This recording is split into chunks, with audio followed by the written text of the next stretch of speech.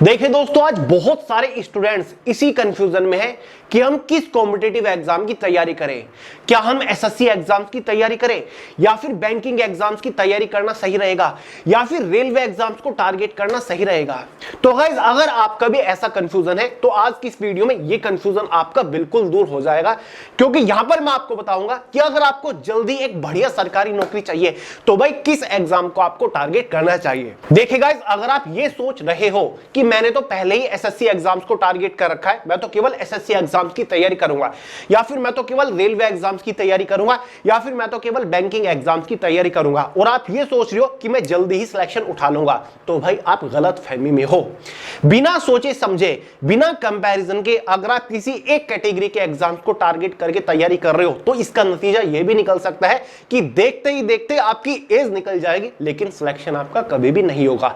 जी हां दोस्तों, थोड़ी सी बात कड़वी है लेकिन सच है। तो आज इस वीडियो में सारे पैरामीटर्स आपको डिटेल से दिखाऊंगा, पूरा एनालिसिस आपके सामने रखने वाला हूं। यहां पर मैंने सारी जानकारी आपके लिए इकट्ठा कर ली है। एसएससी के सभी एग्जाम्स है, क्वालिफिकेशन, उनका एज लिमिट या फिर उनकी सैलरी वगैरह, या फिर उनका एग्जाम पैटर्न, सिलेबस वगैरह क्या होता है, ऐसे ही बैंकिंग एग्जाम्स का है और ऐसे ही रेलवे एग्जाम्स का सारा डेटा मेरे पास है। क्लियर है? तो स्टेप बाय स्टेप चीजें आपको समझाऊंगा, बट उससे पहले एक छोटी सी इंफॉर्मेशन आपको दे दूं। गाइस, अगर आप किसी भी कॉम्पिटिटिव एग्जाम की तैयारी कर रहे हो और जीएस से आपको प्रॉब्लम हो रही है तो अब टेंशन लेने की जरूरत नहीं है। पेश है आपके लिए जीएस बॉम्ब, जो कि जनरल अवेयरनेस की एक सबसे सर्वश्रेष्ठ ई बुक है, जिसको आप तुरंत अभी फोन के अंदर डाउनलोड करके पढ़ना शुरू कर सकते हो। गाइस, अगर आप इस ई बुक को सिर्फ एक बार अच्छे से पढ़ लेते हो ना, तो किसी भी एग्जाम में जीएस का एक भी क्वेश्चन बाहर नहीं बनेगा, जीएस के चिथड़े उड़ा के आओगे, ये मेरी गारंटी है। तो गाइस, इस ई बुक का लिंक डिस्क्रिप्शन बॉक्स में फटाफट डाउनलोड करिए और पढ़ना शुरू कर दीजिए। तो चलिए गाइस, तो हमारे पास तीनों कैटेगरी के एग्जामिनेशंस है, एसएससी एग्जामिनेशंस, साथ ही बैंकिंग एग्जाम, साथ ही रेलवे एग्जाम। तो चलिए सबसे पहले इनको हम कंपेयर करके देखते हैं कि कौन से एग्जाम की तैयारी करना बेटर रहेगा, आपके लिए सबसे ज्यादा फायदेमंद रहेगा। तो भाई, एसएससी एग्जाम की एक खासियत यह है कि भाई एसएससी का कोई भी एग्जाम उठा लो, बड़ा छोटा, एसएससी के किसी भी एग्जाम में कोई इंटरव्यू नहीं है, ठीक है? बिना इंटरव्यू के आपको नौकरी मिल जाती है। तो ये इसका क्या है, एक प्लस पॉइंट है, समझ गए? बैंकिंग एग्जाम की एक बुरी बात है कि इसके काफी सारे एग्जाम्स में इंटरव्यू होता है। मैंने लिखा हुआ है इंटरव्यू यस और नो, मतलब कुछ एग्जाम्स में इंटरव्यू होता है, कुछ में नहीं होता है। अब किन एग्जाम्स में इंटरव्यू होता है वो आपके सामने लिखे हुए हैं। अब जैसे कि एक आरआरबी ऑफिस असिस्टेंट का एग्जाम हर साल निकलता है, हर साल 10,000 के आसपास टोटल नंबर ऑफ वैकेंसीज निकलती है। तो भाई ये बिना इंटरव्यू की एक भर्ती है, समझ गए? साथ ही गाइस, एक आईबीपीएस असिस्टेंट मैनेजर की पोस्ट निकलती है, यहां पर इंटरव्यू होता है। आईबीपीएस क्लर्क की पोस्ट हर साल निकलती है सरकारी बैंकों के अंदर, यहां पर इंटरव्यू नहीं होता है। आईबीपीएस पीओ में इंटरव्यू होता है। एसबीआई क्लर्क होता है, यहां पर इंटरव्यू नहीं होता है, एसबीआई पीओ में इंटरव्यू होता है। बाकी और भी कुछ बैंकिंग एग्जाम्स है, जैसे कि नाबार्ड असिस्टेंट मैनेजर में इंटरव्यू होता है, आरबीआई ऑफिसर्स ग्रेड बी में भी इंटरव्यू होता है, आरबीआई असिस्टेंट में इंटरव्यू नहीं होता है, एनआईएसीएल असिस्टेंट में इंटरव्यू नहीं होता है। तो कहने की बात यह है कि बैंकिंग के 50% एग्जाम्स ऐसे हैं जिनमें इंटरव्यू होता है और जिनमें इंटरव्यू नहीं होता है। क्लियर है? बाकी अगर हम रेलवे एग्जाम्स को देखें तो भाई रेलवे के किसी एग्जाम में भी इंटरव्यू नहीं है, ठीक है? तो रेलवे और एसएससी एग्जाम को यहां पर एक एक प्लस पॉइंट मिल जाता है, ठीक है? दूसरा पॉइंट है गुड सैलरी। तो भाई एसएससी के सभी एग्जाम्स में ये देखा गया है, किसी भी एग्जाम में आप बैठ जाओ, एसएससी जीडी एमटीएस से लेकर एसएससी सीएचएसएल सीजीएल सीपीओ तक, सैलरी आपको बहुत ही बेहतरीन मिलती है। एसएससी सीजीएल उठा के देख लो, 75 से लेकर 80,000 रुपए महीना तक सैलरी वाली पोस्ट आपको मिल जाती है। अगर आप एसएससी एमटीएस के थ्रू भी सिलेक्शन लेते हो तो वहां पर भी आपको अब 36 से 37,000 रुपए महीना तनख्वाह मिल जाती है। सीएचएसएल एग्जाम को क्रैक करने के बाद 42,000 रुपए महीना आपको तनख्वाह मिल रही है, ठीक है? बैंकिंग एग्जाम में क्या है, सैलरी कम है। जी हां दोस्तों, अब तक आप इस भ्रम में होंगे कि बैंक एग्जाम को क्रैक करके आपको बहुत ही बेहतरीन सैलरी मिलती है, लेकिन बैंकिंग में सैलरी बहुत ही कम है एग्जाम के लेवल के अकॉर्डिंग। मतलब एग्जाम तो बहुत ही टफ होगा, 2-2, 3-3 राउंड होंगे, प्री एग्जाम होगा, मेंस एग्जाम होगा, इंटरव्यू होगा, और सैलरी आपको क्या मिलेगी, बिल्कुल फुस, मतलब बहुत ही कम। एसएससी के कंपैरिजन में आप देख लो। अगर हम बैंकिंग एग्जाम की सैलरी के ऊपर नजर डालें, ठीक है, तो ये देखिए, ऑफिस असिस्टेंट की जो पोस्ट है, 2-2 एग्जाम आपके यहां पर होते हैं, सैलरी कितनी मिलेगी आपको, 46,000, और एग्जाम का लेवल खतरनाक, ठीक है? RRB assistant manager next level का एग्जाम होता है, दो दो एग्जाम होते हैं, उसके बाद इंटरव्यू होते हैं, तब जाके आपको यहां पर 75 से 80 हजार रुपए महीना तनख्वाह मिलती है। आईबीपीएस क्लर्क दो दो एग्जाम होने के बाद आपको केवल 42,000 रुपए तनख्वाह मिलेगी, और सभी की क्वालिफिकेशन क्या है? ग्रेजुएट पास। वहीं पर एसएससी की पोस्ट को आप उठा के देख लो, SSC CGL graduate pass eligible है, सैलरी आपको 75,000 80,000 रुपए महीने तक मिल जाती है। इतनी बड़े बड़े लेवल की पोस्ट है, कोई इंटरव्यू नहीं होता आपका। एसएससी सीपीओएसआई 60 से 65,000 रुपए तनख्वाह मिल जाती है। सीएचएसएल 12वीं पास एलिजिबल है, ठीक है, सिंपल एग्जाम होता है, एग्जाम लेवल बैंकिंग के मुकाबले बहुत ही कम होता है, और 42,000 रुपए महीना तनख्वाह मिल जाती है। एसएससी स्टेनोग्राफर कोई इंटरव्यू नहीं होता है, एग्जाम के बेसिस पर आपको 60 से 65,000 रुपए तनख्वाह मिल जाती है। यहां तक कि एसएससी जीडी एग्जाम को भी क्रैक करने के बाद 42 से 45,000 रुपए महीना आपको तनख्वाह मिल जाती है, ठीक है। जबकि बैंकिंग एग्जाम में ऐसा नहीं है, एग्जाम का लेवल तो होगा काफी बड़ा, ठीक है, काफी टफ एग्जाम होता है, और सैलरी मिलती है आपको बहुत ही कम, ठीक है। तो यहां पर भी अगर हम देखें तो ये पॉइंट जाता है एसएससी में, एक प्लस पॉइंट, ठीक है।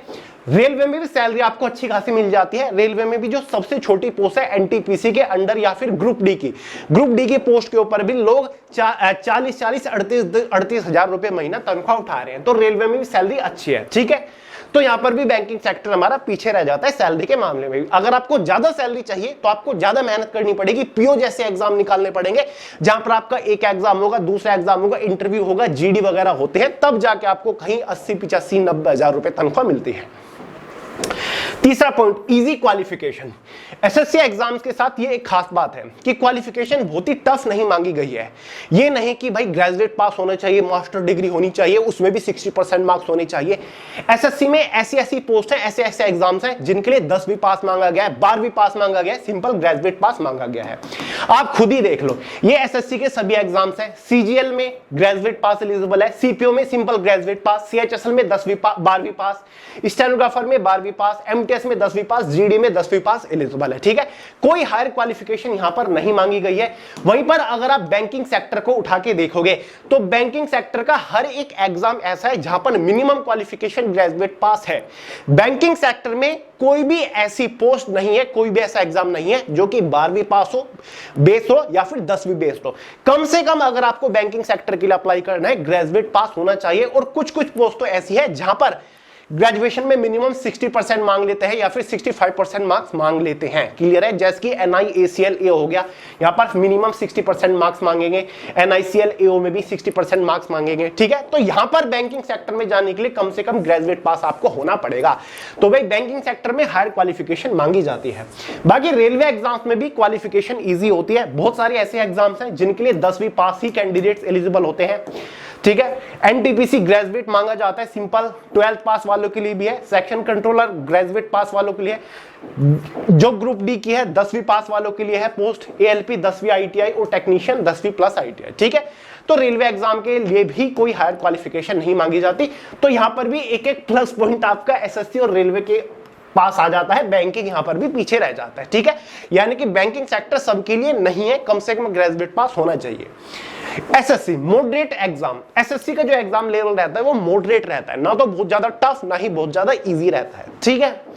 बैंकिंग एग्जाम क्या होता है, हर एक एग्जाम आपको एक से एक मिलेगा, काफी टफ लेवल के एग्जाम आपको देखने को मिलेंगे, ठीक है। लो क्या होता है, इजी क्या होता है, वो आपको नहीं देखने को मिलेगा, इसकी अलग ही तैयारी आपको करनी पड़ती है। बाकी रेलवे एग्जाम भी काफी इजी होते हैं एसएससी के कंपैरिजन में, ठीक है। तो ये जो पॉइंट है रेलवे के हक में जाएगा। आप एसएससी और रेलवे के एग्जाम को कंपेयर करके देख लीजिएगा। रेलवे एनटीपीसी ग्रेजुएट और एसएससी सीजीएल के एग्जाम को कंपेयर करके देख लीजिएगा, जमीन आसमान का फर्क आपको मिलेगा, ठीक है। तो ये एक प्लस पॉइंट जाता है रेलवे एग्जाम के हक में, ठीक है। एसएससी एग्जाम्स का 5वां पॉइंट है हायर कंपटीशन। एसएससी एग्जाम्स कोई भी एग्जाम उठा लो, कंपटीशन सबसे ज्यादा हाई रहता है, ठीक है, बहुत ज्यादा हाई रहेगा। एसएससी एमटीएस में पिछले साल 8-9 हजार वैकेंसी के अगेंस्ट 57 लाख फॉर्म भरे गए थे। एसएससी सीजीएल में 40-40 लाख फॉर्म भरे जाते हैं 10-15 हजार वैकेंसी के अगेंस्ट। सीएचएसएल में भी वैकेंसी रहेगी 3-4 हजार और फॉर्म चले जाएंगे 38 लाख। तो ये बात साफ है कि एसएससी का कोई भी छोटा बड़ा एग्जाम उठा लो, कंपटीशन आसमान में रहेगा। एसएससी कांस्टेबल जीडी में भी कंपटीशन आसमान में रहता है। तो भाई सीजीएल का यही एक नेगेटिव पॉइंट है कि भाई यहां पर कंपटीशन बहुत ज्यादा हाई रहता है। लेकिन बैंकिंग के हर एक एग्जाम में कंपटीशन काफी कम रहेगा, वैकेंसीज बहुत ही बड़ी निकलती है। आप देख लीजिए, जो आपकी बैंकिंग सेक्टर की एक वैकेंसी निकलती है हर साल, ये एक मिनट, ये वाली आरआरबी आईबीपीएस के थ्रू निकलती है। ऑफिस असिस्टेंट की 10,000 वैकेंसीज रहती हैं और लगभग 10-12 लाख की फॉर्म भरे जाते हैं, ठीक है। असिस्टेंट मैनेजर की लगभग 4,000 के आसपास वैकेंसी रहती है, मुश्किल से 5 लाख फॉर्म भरे जाते हैं, ठीक है। आईबीपीएस क्लर्क की भी हर साल इस बार भी शायद 14,000 वैकेंसी थी और फॉर्म आपके 11-12 लाख भरे जाते हैं। तो बैंकिंग का कोई भी एग्जाम उठा लो, एसबीआई उठा लो, एनआईएसीएल या फिर एलआईसी, कुछ भी उठा लो, आरबीआई उठा लो, वैकेंसीज आपकी अच्छी खासी निकलती है, लेकिन फॉर्म काफी कम अप्लाई होते हैं। उसका रीजन यही है कि एग्जाम का लेवल बढ़िया आता है, इस वजह से लोग डरते हैं, पहले ही पीछे हट जाता है। दूसरा, फॉर्म फीस, ये भी एक नेगेटिव पॉइंट है, ठीक है। बैंकिंग एग्जाम में फॉर्म फीस क्या होती है, थोड़ी हायर होती है, एसएससी रेलवे में फॉर्म फीस कम होती है, ठीक है। वो पॉइंट मैंने लिखा नहीं फॉर्म फीस वाला। अब देखिए, तो ये पॉइंट जो है बैंकिंग के हक में चला जाता है कि कंपटीशन यहां पर कम रहता है, ठीक है। तो अगर आपको ऐसा सेक्टर चाहिए जहां पर कंपटीशन बहुत ही कम हो, भीड़ का हिस्सा आप नहीं बनना चाहते हो, तो आप बैंकिंग सेक्टर में जा सकते हो। तो ये पॉइंट जाता है आपका बैंकिंग के हक में। और भाई रेलवे की तो आप भूल ही जाइए, कंपटीशन के मामले में एक्सट्रीम कंपटीशन रहता है, वेरी हाई कंपटीशन रहता है। पिछले साल आपने देख लिया होगा, रेलवे एनटीपीसी की 11,000 वैकेंसी थी और फॉर्म 1,21,00,000 भरे गए, ठीक है। 32,000 समथिंग वैकेंसी थी रेलवे ग्रुप डी की और फॉर्म आपके 1,08,00,000 के करीब भरे गए, ठीक है। तो भाई रेलवे तो कंपटीशन के मामले में सबसे आगे है, तो सबसे खतरनाक कंपटीशन आपको रेलवे में मिलेगा, ठीक है। तो अगर आपको कंपटीशन कम चाहिए, वो केवल बैंकिंग सेक्टर में मिलेगा। पॉइंट नंबर 6, लेस अपॉर्चुनिटी, यानी कि एसएससी एग्जाम्स में वैकेंसीज कम है और पोस्ट भी कम है, एग्जाम्स भी कम है, ठीक है। गिने चुने 5-6 एग्जाम आपके हर साल एसएससी निकालता है, जैसे कि एसएससी सीजीएल हो गया, सीपी हो गया, सीएचएसएल हो गया, स्टेनो, एमटीएस, जीडी। बाकी जेई वगैरह होता है, उसके लिए हायर क्वालिफिकेशन मांगी जाती है। ये 4-5 एग्जाम है जो कि एसएससी हर साल निकलता है, बाकी दिल्ली पुलिस 2-3 साल में एक बार निकलता है, उसको भूल जाइए। तो ये 4-5 ही अपॉर्चुनिटी है, लेकिन बैंकिंग सेक्टर में वैकेंसीज ज्यादा निकलती है। एक साल में कम से कम भी 25 वैकेंसीज आपको बैंकिंग सेक्टर की देखने को मिल जाएगी। 20 के आसपास तो मैंने लिख रखी होगी, जैसे कि ऑफिस असिस्टेंट हो गया, असिस्टेंट मैनेजर हो गया, IBPS clerk, IBPS PO, SBI clerk, SBI PO की हो गई, NABARD assistant manager, RBI officer grade B, RBI assistant, NIACL administrative officer, NIACL assistant, NICL AO, NICL assistant, UIIC AO, UIIC आपकी assistant की निकलती है, GIC, ठीक है, general insurance corporation में असिस्टेंट मैनेजर, ईसीजीसी में निकलती है पीओ की। बाकी जितने भी बैंक है आपके, जैसे कि bank of Baroda, union bank, इनके अंदर हर साल एलबीओ लोकल बैंक ऑफिसर की पोस्ट के ऊपर भर्ती निकलती है, ठीक है। तो 25 से 30 वैकेंसीज निकल जाती है और वैकेंसी ज्यादा होती है बैंकिंग में, एसएससी में कम होती है, ठीक है। तो ये जो पॉइंट है, ये भी मैक्सिमम अपॉर्चुनिटी वाला बैंकिंग सेक्टर को ही जाता है, ठीक है।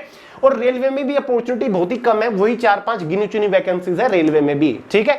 ये रेलवे की 4-5 vacancy, NTPC graduate, NTPC 12th level, section controller की तो इस बार आई है, ग्रुप डी एलपी टेक्नीशियन, यही 4-5 वैकेंसीज, और वैकेंसीज इतनी कम कि पता नहीं किसका सिलेक्शन होगा और किसका नहीं होगा, ठीक है।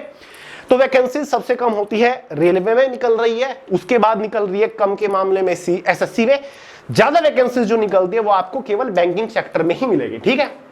तो ये पॉइंट भी अगर हम प्लस में करें तो वो किस पे जाता है, बैंकिंग सेक्टर में, ठीक है। 7वां point, slow selection procedure. SSC के साथ एक नेगेटिव पॉइंट है, खामी है एसएससी के, किसका सिलेक्शन प्रोसीजर बहुत ही स्लो रहता है, ठीक है। इस बार ही देख लीजिए, जो डेट्स दे रखे हैं एग्जाम उनसे 3-3, 4-4 महीने लेट हो रहा है। हर साल ये देखा जाता है, एग्जाम अगर हो गया तो रिजल्ट लेट कर देंगे, आंसर की लेट कर देंगे, ठीक है, फाइनल रिजल्ट लेट कर देंगे, कुछ ना कुछ किसी न किसी एग्जाम में होता ही रहता है। जो एग्जाम कैलेंडर में डेट दे रखे है उसके मुताबिक एसएससी कभी नहीं चलता। एक सिलेक्शन प्रोसीजर में कम से कम 1 साल तो आपको लग ही जाएगा पूरा होने में, जबकि बैंकिंग एग्जाम के साथ ऐसा नहीं है। बैंकिंग की कोई सी भी नौकरी आप उठा लो, कोई सी भी पोस्ट, कोई सी भी वैकेंसी उठा लो, मैक्सिमम टू मैक्सिमम, हद से हद 5 महीने लगेंगे और ज्वाइनिंग लेटर आपके हाथ में होगा, ठीक है। 5 महीने, और पहले ही पूरा टाइमली इसका सिलेक्शन प्रोसीजर चलता है। जो नोटिफिकेशन में एक बार डेट दे दी, जो एग्जाम कैलेंडर में डेट दे दी कि भाई इस दिन फॉर्म निकलेंगे, लास्ट डेट क्या रहेगी, ये प्री एग्जाम होगा, ये इसका मेंस एग्जाम होगा, इस दिन इसका रिजल्ट जारी करा जाएगा, बिल्कुल टाइम टू टाइम आपके रिजल्ट वगैरह सारा सिलेक्शन प्रोसीजर चलेगा। तो बैंकिंग के सभी एग्जाम कोई भी उठा लो, आपका सिलेक्शन प्रोसीजर जो टाइमली चलेगा, ठीक है, फास्ट सिलेक्शन प्रोसीजर चलता है। और भाई रेलवे का सिलेक्शन प्रोसीजर तो महा स्लो है। एनटीपीसी की पिछले साल 6 साल में भर्ती पूरी हुई थी, इस बार भी 2 साल तो हो गए, ठीक है, 1 साल तो हो ही गया और अभी तक एक ही एग्जाम कंडक्ट कराया गया। तो महास्लो जो सिलेक्शन प्रोसीजर चलता है वो रेलवे के चलता है, दूसरे नंबर पर एसएससी का चलता है। जो सबसे फास्ट और सटीक टाइमली सिलेक्शन प्रोसीजर चलता है वो बैंकिंग सेक्टर का ही चलता है। तो ये एक बेनिफिट आपको बैंकिंग सेक्टर में मिलेगा। Point number 8, moderate syllabus. SSC का जो सिलेबस है वो मॉडरेट है, ना बहुत ज्यादा टफ, ना बहुत ज्यादा इजी, ना बहुत ज्यादा लंबा, ना बहुत ज्यादा छोटा, ठीक है। एसएससी का कोई भी छोटा बड़ा एग्जाम आप उठा के देख लीजिए, यही 4 सब्जेक्ट आपको प्रिपेयर करने, reasoning, quantitative aptitude, English language, general awareness. इससे एक भी चीज फालतू आपको नहीं पढ़नी पड़ेगी। किसी एग्जाम में एडवांस मैथ आता है, जो बड़े लेवल के एग्जाम है जैसे कि एसएससी सीएचएसएल ले लो, सीपीओ ले लो या फिर एसएससी सीजीएल ले लो, बाकी छोटे एग्जाम में नहीं आता एडवांस मैथ भी, ठीक है, ये रहता है, ठीक है। और बाकी अगर आप बैंकिंग एग्जाम को देखो तो बैंकिंग एग्जाम में क्या होगा, आपका सिलेबस जो है वो लेंथी होता है, लंबा सिलेबस होता है, ठीक है, जिसमें आपको रीजनिंग पढ़नी होती है, ऐसे ऐसे टॉपिक जो आपने एसएससी में भी नहीं पढ़े होंगे, क्वांटिटेटिव एप्टीट्यूड ज्यादा टॉपिक होते हैं, इंग्लिश लैंग्वेज भी ज्यादा टॉपिक होते हैं। और बैंकिंग के हर एक एग्जाम में मान के चलिए जनरल अवेयरनेस तो होता ही है, एक बैंकिंग अवेयरनेस या फिर फाइनेंशियल अवेयरनेस या फिर इंश्योरेंस अवेयरनेस, ये सब्जेक्ट एक्स्ट्रा जुड़ जाता है। कंप्यूटर एबिलिटी भी काफी सारे एग्जाम में जुड़ जाता है, ठीक है। तो भाई बैंकिंग का जो एग्जाम होता है वो लेंथी होता है, लंबा होता है, ठीक है। मैंने लिख दिया है कि भाई एसएससी का जो एग्जाम सिलेबस है वो मॉडरेट है, बैंकिंग का एग्जाम जो है वो लेंथी है, लंबा है, और बाकी रेलवे का एग्जाम तो सबसे छोटा है, क्योंकि रेलवे के एग्जाम में आपको इंग्लिश सब्जेक्ट देखने को नहीं मिलेगा। किसी भी एग्जाम को उठा के देख लीजिएगा, रेलवे के आपको यही गिने चुने 4 सब्जेक्ट पढ़ने होते हैं, ये 3, रीजनिंग पढ़ लो, क्वांटिटेटिव एप्टीट्यूड पढ़ लो, जनरल अवेयरनेस पढ़ लो, बाकी थोड़ा सा जनरल साइंस के ऊपर भी फोकस करना पड़ता है जो टेक्निकल पोस्ट है रेलवे के अंदर, जैसे कि ग्रुप डी, एलपी वगैरह, वरना आपको चौथा सब्जेक्ट नहीं पढ़ना होता, इंग्लिश सब्जेक्ट रेलवे में आती नहीं। तो भाई ये जो पॉइंट जाएगा ये मेरी तरफ से रेलवे की तरफ जाएगा, ठीक है। स्मॉल सिलेबस होता है, छोटा सिलेबस होता है, हालांकि एडवांस मैथ आता है लेकिन फिर भी इतना लेंथी सिलेबस नहीं होता। SSC exams, all type post. SSC exams की खास बात यह है कि अगर आप एसएससी एग्जाम्स को टारगेट कर लेते हो तो आपको हर एक टाइप की पोस्ट देखने को मिल जाएगी। आप डिफेंस में जाना चाहते हो, सीआरपीएफ, सीआईएसएफ, बीएसएफ, तो आपको पोस्ट मिलेगी एसएससी कांस्टेबल जीडी की, एसएससी सीपीओ की मिलेगी। आप क्लरिकल पोस्ट ज्वाइन करना चाहते हो तो भाई आपको एसएससी सीएचएसएल मिलेगी, एसएससी स्टेनोग्राफर पोस्ट मिलेगी। अगर आप गाइज किसी मंत्रालय में बैठना चाहते हो, ठीक है, सीबीआई जैसे डिपार्टमेंट ज्वाइन करना चाहते हो, एएसओ असिस्टेंट सेक्शन ऑफिसर बनना चाहते हो, बड़ी पोस्ट चाहते हो, ऑफिसर लेवल की पोस्ट चाहते हो, तो आपके लिए एसएससी सीजीएल है। तो भाई हर एक कैंडिडेट के लिए यहां पर रास्ते खुले हुए हैं, ठीक है। डिफेंस में जाना चाहते हो डिफेंस में जाओ, क्लर्क पोस्ट चाहते हो क्लर्क जाओ, ऑफिसर बनना चाहते हो बन सकते हो, अगर आप एसएससी एग्जाम को टारगेट कर लो, 12वीं पास करते या फिर 10वीं पास करते या फिर ग्रेजुएट पास करते। तो एसएससी आपके लिए काफी सारे रास्ते खोलता है, जबकि बैंक में ऐसा नहीं है, यहां पर केवल क्लरिकल पोस्ट मिलेगी। बैंक का कोई भी एग्जाम उठा लो, बनोगे आप क्लर्क ही, आपको कंप्यूटर के सामने बैठना है, वही कटाकट करना है आपको, ठीक है। यहां पर आपको कोई और अपॉर्चुनिटी नहीं मिलेगी, क्लरिकल ही पोस्ट है, ऑफिस सेक्शन की ये जॉब है, ठीक है। यहां पर आपके पास ऑप्शन नहीं है। बाकी रेलवे की भी ये एक चीज है कि यहां पर भी आपको क्लर्क पोस्ट मिलेगी या फिर टेक्निकल पोस्ट मिलेगी, दो ही ऑप्शन है। तो भाई ये जो पॉइंट है ये भी जीतता है हमारा एसएससी एग्जाम की, यहां पर आपको वैरायटी मिलती है अलग अलग पोस्ट की, ठीक है। मिनिमम वर्कलोड, हाँ ये पॉइंट काफी बेहतरीन है। एसएससी के हर एक एग्जाम की खास बात यह है कि वर्कलोड बहुत ही कम रहता है, ठीक है। काफी कम वर्कलोड आपको देखने को मिलेगा, चाहे आप किसी मंत्रालय में जाके क्लर्क बन जाओ या फिर ऑफिसर लेवल की पोस्ट के ऊपर जाके बैठ जाए, वर्कलोड आपका मॉडरेट रहेगा, बहुत हैवी वर्कलोड नहीं रहता है एसएससी के द्वारा सिलेक्शन लेने के बाद। बैंकिंग एग्जाम में मॉडरेट वर्कलोड रहता है, मतलब ठीक ठाक रहता है। कहने को तो बैंकिंग एग्जाम बैंक की नौकरी 10 से 5 की है, लेकिन मैंने 8-8 बजे तक ऑफिसर्स निकलते देखे हैं बैंक के अंदर से, तो काम आपका ठीक ठाक लेवल का होता है। रेलवे एग्जाम में सबसे ज्यादा हैवी वर्कलोड होता है। रेलवे की किसी भी पोस्ट को आप उठा के देख लो, वर्कलोड आपको खतरनाक लेवल का मिलेगा।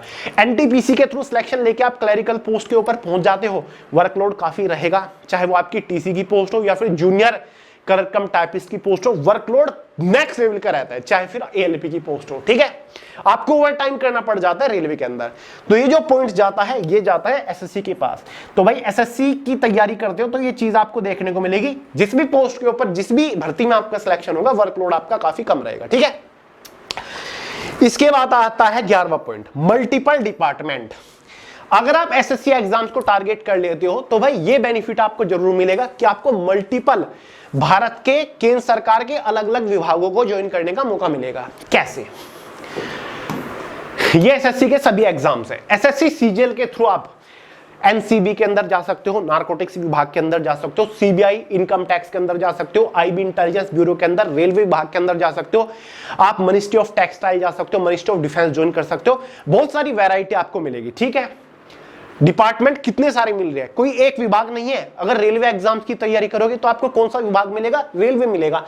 लेकिन यहां पर आपको मल्टीपल केंद्र सरकार के काफी सारे विभाग, अगर एसएससी के अंदर ही लगभग आपके 33 विभाग होते हैं, एसएससी सीएचएसएल के अंदर 58 विभाग होते हैं। ठीक है, इस टाइप से आपको विभागों की वैरायटी देखने को मिल जाएंगे। ठीक है, जबकि बैंकिंग के अंदर ये नहीं है। भले ही बैंक आपका अलग अलग हो, लेकिन सारे के सारे केंद्र सरकार के बैंक है, काम आपका वही रहेगा। ठीक है, सिंगल डिपार्टमेंट एक तरीके से मिलता है। रेलवे के अंदर तो रेलवे ही विभाग रहेगा। अब यहां पर एसएससी के थ्रू अलग अलग विभाग मिलते हैं, तो हर एक विभाग की बेनिफिट्स भी अलग होंगे, फैसिलिटी अलग होगी। हर एक विभाग के अंदर सैलरी भी आपको अलग अलग मिलती है, सैलरी में वेरिएशन मिलेगा, वर्कलोड में भी वेरिएशन आपको मिलता है, और विभाग चूज करने का आपको ऑप्शन भी मिलता है। जितने बढ़िया आपके नंबर, जितनी बढ़िया परफॉर्मेंस आपके एग्जाम में आपकी चॉइस के अकॉर्डिंग वही विभाग आपको मिल जाएगा। तो ये पॉइंट भी जीतता है एसएससी। 12वां, मीडियम एज लिमिट। तो भाई एसएससी के कोई भी एग्जाम को उठा के देख लो, एज लिमिट मीडियम मांगी जाती है। एसएससी सीजीएल में 18 से 30 साल तक की एज लिमिट वाली पोस्ट है, सीएचएसएल में 18 से 27 साल एज लिमिट वाली पोस्ट है, एमटीएस में भी 18 से 27 साल तक की एज लिमिट वाली पोस्ट है, जीडी में 18 से 23 साल मांगी जाती है, एसएससी सीपीओ में 20 से 25 साल एज लिमिट मांगी जाती है। ये आप देख सकते हैं, मैंने सबकी एज लिमिट रखी है कि भाई सीजीएल 18 से 30, ठीक है, सीपीयू 20 से 25, सीएचएसएल 18 से 27, इस तरीके से। तो मीडियम एज लिमिट है, जबकि बैंकिंग एग्जाम में भी एज लिमिट मीडियम है। यही है, ज्यादातर पोस्ट के लिए 20 से 30 साल एज लिमिट मांगी जाती है बैंकिंग एग्जाम्स में। ये देख लो, ये कैसा एग्जाम है, 18 से 28 मांगी जाती है। असिस्टेंट मैनेजर के लिए 18 से 30 मांगी जाती है। ठीक है, आईबीपीएस क्लर्क के लिए 20 से 30, पीओ के लिए 21 से 30। तो इस तरीके से एज लिमिट मांगी जाती है। ये भी मीडियम एज लिमिट है, ग्रेजुएट पास करने के बाद इतने साल का कैंडिडेट हो ही जाता है। ठीक है, लेकिन रेलवे एग्जाम में क्या है, आपको एक्स्ट्रा एज में रिलैक्सेशन मिल जाता है। ठीक है, ग्रुप डी उठा लो, 18 से 33 साल। रेलवे एनटीपीसी ग्रेजुएट लेवल 18 से 33 साल। ठीक है, जनरल वालों की age limit. NTPC 12th level 18 से 30 साल एज लिमिट। ठीक है, एएलपी 18 से 30 साल एज लिमिट। तो अगर आप ओवर एज हो चुके हो, 27 साल से ज्यादा आपकी एज लिमिट हो चुके हो और आप जनरल कैटेगरी से बिलोंग करते हो, तो आपके पास इकलौता ऑप्शन रेलवे बच जाता है। क्योंकि सीएचएसएल की भर्ती के लिए आप ट्राई करोगे एसएससी में, तो वहां पर 18 से 27 साल ही है, लेकिन यहां पर आपको 18 से 30 साल का ऑप्शन मिल जाएगा। बैंकिंग में ग्रेजुएट लेवल की भर्ती के लिए जाओगे तो भाई 20 से 30 साल, 21 से 30 साल एज लिमिट मिलेगी। लेकिन रेलवे में एनटीपीसी ग्रेजुएट लेवल की ऐसी पोस्ट है जहां पर आपको एज लिमिट 18 से 33 साल देखने को मिलेगी। ठीक है, सेक्शन कंट्रोलर की भी पोस्ट है आपकी, उसकी भी एज लिमिट काफी है। तो एक्स्ट्रा एज में रिलैक्सेशन आपको रेलवे में मिलेगा, तो ये प्लस पॉइंट भी जाता है रेलवे के पास। तो भाई ये चीजें हमने कंपेयर करी। अब आप प्लस पॉइंट काउंट कर लीजिए। एसएससी में 1 2 3 4 5 6 पॉइंट आए हैं प्लस, बैंकिंग में 1 2 3 पॉइंट आए हैं प्लस, और रेलवे में 1 2 3 4 5 6 पॉइंट आए हैं प्लस। क्लियर है? वैसे गाइज अभी तक आपके माइंड को क्लैरिटी मिल चुकी होगी कि भाई आपको किस एग्जाम की तैयारी करनी चाहिए, आपका लेवल क्या है, किस टाइप की आप सरकारी नौकरी चाहते हो। ठीक है, किस टाइप के कंपटीशन से आप होकर गुजरना चाहते हो। आपको पता चल गया होगा कि हाँ मैं इस एग्जाम के लिए फिट हूं, मुझे इस एग्जाम की तैयारी करनी चाहिए।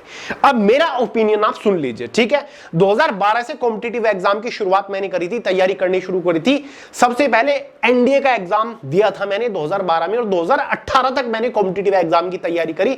2018 में लास्ट एग्जाम मैंने दिया था आरबीआई असिस्टेंट का। ठीक है, और 2 साल में स्टेनोग्राफर रह चुका हूं, ये आप सब लोग जानते हैं। तो ठीक है, इतना तो एक्सपीरियंस मेरे पास होगा कि हाँ मैं आपको बता सकता हूं अपना ओपिनियन। ठीक है, तो भाई मेरे ओपिनियन से अगर आप किसी भी लेवल के स्टूडेंट हो, आप बिगिनर हो, मॉडरेट हो या फिर हायर लेवल के स्टूडेंट हो, शुरुआत कर रहे हो या फिर कुछ भी कर रहे हो, तो आपके लिए जो सबसे बेस्ट एग्जाम कैटेगरी रहेगी वो एसएससी एग्जाम कैटेगरी रहेगी।